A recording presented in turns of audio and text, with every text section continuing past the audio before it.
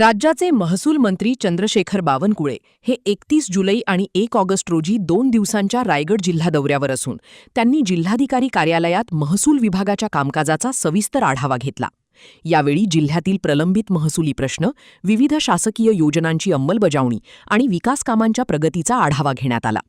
दौऱ्यादरम्यान रायगडातील stone crusher व्यावसायिकांच्या प्रलंबित ट्रेडिंग लायसन्सचा प्रश्न, सिडको क्षेत्रातील जमीन सपाटीकरण तसेच महसूल विभागाशी संबंधित विविध विषयांवर चर्चा होण्याची शक्यता आहे। यापूर्वी मंत्रालयात झालेल्या बैठकीत या प्रश्नांवर तातडीने कार्यवाही करण्याचे निर्देश देण्यात आले होते। महसुली प्रशासन अधिक गतिमान करणे, नागरिकांचे प्रलंबित प्रश्न जलद गतीने निकाली काढणे आणि शासकीय योजनांची प्रभावी अंमलबजावणी सुनिश्चित करणे हा या दौऱ्याचा प्रमुख उद्देश असल्याचे यावेळी स्पष्ट करण्यात आले। रायगड जिल्ह्यामध्ये जिल्हाधिकारी यांच्या कार्यालयामध्ये महसूल, मुद्रांक आणि भूमी अभिलेख विभागाचा आढावा त्या ठिकाणी घेतला। प्रामुख्याने मुख्यमंत्री बळीराजा पांदन रस्ते योजनेमध्ये 3950 जे शेतरस्ते आहेत, या शेतरस्त्याला सांकेता क्रमांक देणे, त्या रस्त्याचं नंबरिंग करणे, येणाऱ्या 31 मार्चपर्यंत सर्व रस्ते खुले करणे आणि डिसेंबर 2027 पर्यंत या रस्त्याला संपूर्ण दोन्ही बाजूला झाडं लावून या रस्त्याला संरक्षित करणे असा निर्णय आजच्या बैठकीत झाला।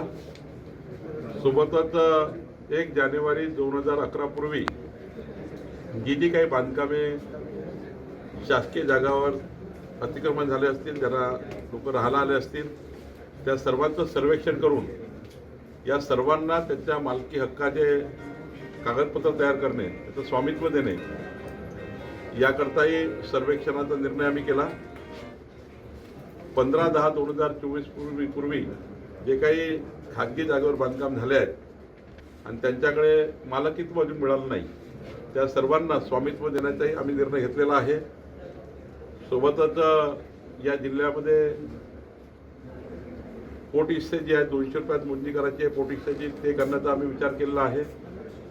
या जिल्ह्यामध्ये मोठ्या प्रमाणावर क्लस्टरकरता जमिनी घेतल्या, पण 15 वर्ष होऊनही त्या जमिनी विकसित केल्या नाही।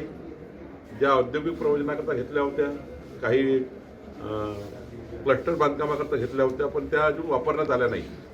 त्या जमिनी शासन जमा करण्याच्या सूचना मी दिलेल्या आहेत। एकंदरीत जे काही सिडको, नैना आणि 9 विकास प्राधिकरणं आहेत, त्यांचाही शासकीय जमिनीचा आढावा घेण्याकरता मी जिल्हाधिकाऱ्यांना सूचित केलं आहे।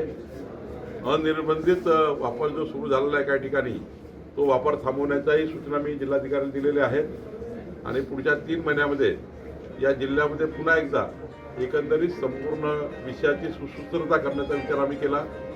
या जिल्ह्याची संपूर्ण मोजणी जी आहे झाली पाहिजे। पुढच्या 2 वर्षामध्ये सर्व नगरपालिका नक्षा योजनेमध्ये आम्ही घेणार आहोत।